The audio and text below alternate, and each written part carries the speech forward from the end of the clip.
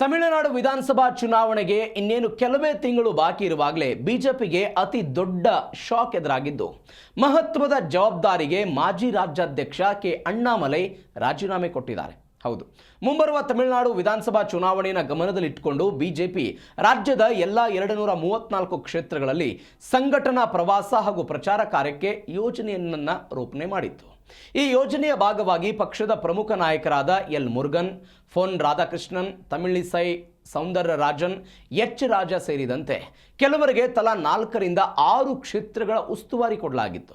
ಅದೇ ರೀತಿ ಕೆ ಅಣ್ಣಾಮಲೈ ಅವರನ್ನ ಸಿಂಗನಲ್ಲೂರು, ಮದುರೈ, ದಕ್ಷಿಣ ಸೇರಿದಂತೆ ಒಟ್ಟು 6 ಕ್ಷೇತ್ರಗಳ ಉಸ್ತುವಾರಿಯಾಗಿ ನೇಮಿಸಲಾಗಿತ್ತು. ಆದರೆ ಈ ನೇಮಕಕ್ಕೆ ಸಿಂಗಂ ಖ್ಯಾತಿಯ ಅಣ್ಣಾಮಲೈ ರಾಜೀನಾಮೆ ಕೊಟ್ಟಿದ್ದಾರೆ. ಕೊಯಮತ್ತೂರಿನಲ್ಲಿ ಮಾತನಾಡಿದ ಅಣ್ಣಾಮಲೈ, ತಮ್ಮ ತಂದೆಯ ಆರೋಗ್ಯ ಸ್ಥಿತಿ ಗಂಭೀರ ಆಗೋದ್ರಿಂದ ಕುಟುಂಬಕ್ಕೆ ಹೆಚ್ಚಿನ ಸಮಯ ಕೊಡಬೇಕಾಗಿದೆ.